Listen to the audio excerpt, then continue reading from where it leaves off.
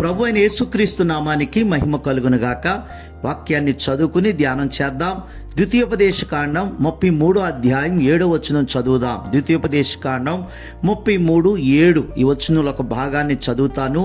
యోదాను గూర్చి అతడిట్లనెను, యెహోవా యోదా మనవి విని. యెహోవా యోదా మనవి విని. ఈ మాట ఏ సందర్భంలో చెప్పబడిందంటే, మోషే మరణించక ముందు ఇశ్రాయేలీల యొక్క 12 గోత్రాలని మోషే ఆశీర్వదించిన సందర్భం. 12 గోత్రాల వారిని కూడా ఒకరి తర్వాత ఒకరిని మోషే అనేకమైన శ్రేష్టమైన ఆశీర్వాదాలతో ఆశీర్వదించడం ద్వితీయోపదేశకాండం 33 అధ్యాయంలో చదువుతామండి. ఇవి మోషే మాటలైనా కూడా లేక మోషే ఇచ్చిన ఆశీర్వాదాలైనా కూడా దేవుడు ఇశ్రాయేలీలను మోషే ద్వారా ఆశీర్వదించాడు అని మనం అర్థం చేసుకోవాలండి. దేవుడు ఇచ్చినటువంటి ఈ ఆశీర్వాదాలు ద్వితీయోపదేశకాండం 33 అధ్యాయంలో 29 వచనాల్లో చెప్పబడుతున్నాయండి. ఈ ఆశీర్వాదాల యొక్క లిస్ట్ అంతా కూడా ఆ అధ్యాయంలో మనం చదవచ్చు. మీకు సమయం ఉన్నప్పుడు ఈ అధ్యాయాన్ని చదవండి దయచేసి. వీటిలో నుండి 3 ప్రాముఖ్యమైనటువంటి ఆశీర్వాదాలు ఈ ఉదయకాల సమయంలో జ్ఞాపకం చేసుకుందామండి. మొట్టమొదటిగా ద్వితీయోపదేశకాండం 33 అధ్యాయం 7వ వచనంలో మనం చూస్తే యోదా గోత్రానికి ఇస్తున్నటువంటి ఆశీర్వాదం మెన్షన్ చేయబడింది. ఏమంటున్నాడంటే, దైవజనుడైనటువంటి మోషే, దేవుడే మోషే ద్వారా ఇస్తున్న ఆశీర్వాదం అన్నాను కదా.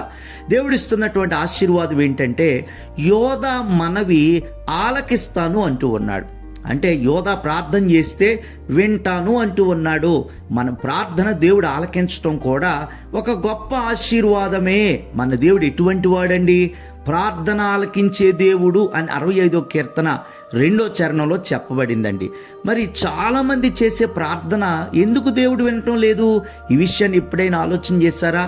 66వ కీర్తన 18వ చరణంలో మనం చూస్తే, హృదయంలో పాపాన్ని మనం ఆలోచన చేయటం వల్ల, లక్ష్యం చేయటం వలన మన దేవుడు మన ప్రార్థన ఆలకించడు అని వచనంలో చెప్పబడుతుందండి. అంటే పాపాన్ని ఎవరైతే మనసులో దాచుకుంటూ పైకి భక్తిగా లోపల పాపభూయిష్టమైన జీవితాన్ని జీవిస్తూ ఉంటారో అలాంటి వారు ఎన్ని ప్రార్థనలు చేసినా కూడా దేవుడు వారి ప్రార్థన వినడు అని ఈ వచనంలో చదువుతూ ఉన్నాం. అలాగే 1 యోహాను పత్రిక 5వ అధ్యాయం 13వ వచనాన్ని కూడా మీరు చూస్తే, దేవుని చిత్తానుసారంగా మనం ఏది అడిగినా కూడా దేవుడు మన మనవి ఆలకిస్తాను అంటూ ఉన్నాడు. చాలామంది దేవుని చిత్తానుసారంగా కాకుండా వారి ఇష్టానుసారంగా ఏది పడితే అది, ఎలా పడితే అది దేవుని అడగటం వలన దేవుడు వారి మనవి వినడండి.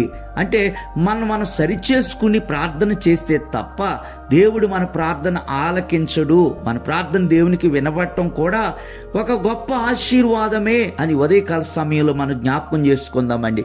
మన ప్రార్థన దేవునికి చేరటం లేదు అంటే అర్థం ఏంటి? మనం ఆశీర్వదించబడటం లేదని అర్థం. కాబట్టి మనం దీవించబడాలి అంటే మనం సరిచేసుకుని ప్రభు సన్నిధిలో ప్రార్థన చేయాలి.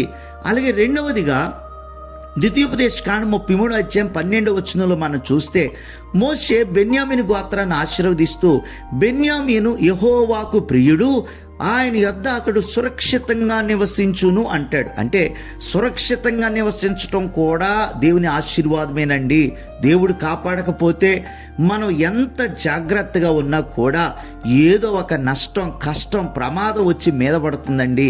మనం సురక్షితంగా ఉన్నాము అంటే దేవుని ఆశీర్వాదమే. 127వ కీర్తన 1వ చరణంలో కూడా చెప్పబడింది కదా, యెహోవా పట్టణమును కాపాడని ఎడల దాన్ని కావలి కాయవారు మేల్కొని ఉండుట వ్యర్థమే. మనం క్షేమంగా ఉండాలి, క్షేమంగా ఉంటున్నాము అంటే అది కూడా దేవుని యొక్క ఆశీర్వాదమే.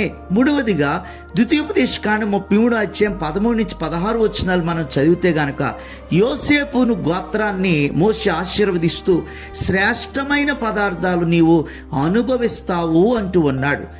33 అధ్యాయం 14 వచనంలో సూర్యుని వలన కలిగే శ్రేష్టమైన పదార్థాలు నీకు ఇస్తాను, చంద్రుని వలన కలిగే శ్రేష్టమైన పదార్థాలు ఇస్తాను అంటాడు. 33 అధ్యాయం 15 వచనంలో పర్వతాలలో పుట్టే శ్రేష్టమైన ఆశీర్వాదాలు ఇస్తాను అంటాడు. 33 అధ్యాయం 16 వచనంలో భూమిలో నుండి వచ్చే శ్రేష్టమైన పదార్థాలు నీకు, అన్ని శ్రేష్టమైన ఆశీర్వాదాలే. ఎవరైతే దేవుని వలన ఆశీర్వదించబడతారో వారి ప్రపంచంలో నెంబర్ 1 ఫలాలు, నెంబర్ 1 ఆశీర్వాదాలు, శ్రేష్టమైన ఈవులు పొందుకుంటారు అని దేవుడు తెలియచేస్తూ ఉన్నాడండి. అంటే దేవుడు ఆశీర్వాదం ఎంత శ్రేష్టమైనదంటే ఉన్నతమైనటువంటి కృప చేత, ఉన్నతమైన దీవెనల చేత దేవుడు తన బిడ్డలను ఆశీర్వదిస్తాడండి. 3 ఆశీర్వాదాలు మనం ధ్యానం చేశాం కదా. మన ప్రార్థన దేవుడు అంగీకరించడం, ఆలకించడం కూడా ఆశీర్వాదమే. మనం సురక్షితంగా నివసించడం కూడా దేవుని ఆశీర్వాదమే. శ్రేష్టమైన ఈవులు మన కుటుంబం అనుభవించడం కూడా ఆశీర్వాదమే. కాబట్టి దేవుని యొక్క ఆశీర్వాదాలు తప్పకుండా మనం పొందుకుని ఈ లోకంలో ఆత్మీయ జీవితాన్ని జీవిస్తూ అనేకుల మధ్యలో ఉన్నతమైనటువంటి దేవుని కుమారులుగా, కుమార్తెలుగా జీవించాలని ఆశిస్తూ దైవ ఆశీర్వాదాలు మీ అందరికీ మెండుగా కలగాలని కోరుకుంటూ ప్రార్థిస్తూ ఈ మాటలు ముగిస్తూ ఉన్నాను. దేవుడు మనలను దీవించును గాక. ఆమేన్. God bless you.